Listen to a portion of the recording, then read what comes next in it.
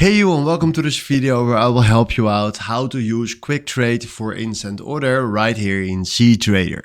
If you want to do this, you need to know that it's a little bit with more risk, because once we just click on one button, we just execute immediately. So be careful with that. But if you want to do that, we go right here left in the bottom to settings. And then right now you see right here at this place, quick trade.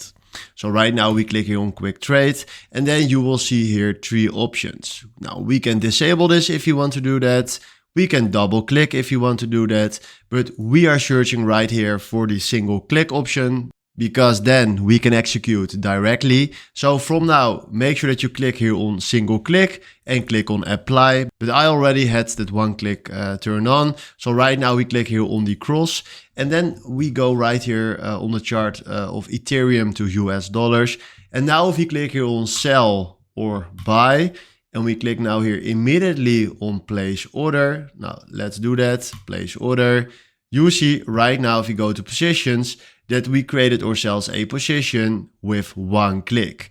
But if you want to change your position volume, change it right here with your lots to what you like. And you can see how much it is if you hold your mouse right here on the quantity. But then after that, just click on place order, and then you can place a trade immediately.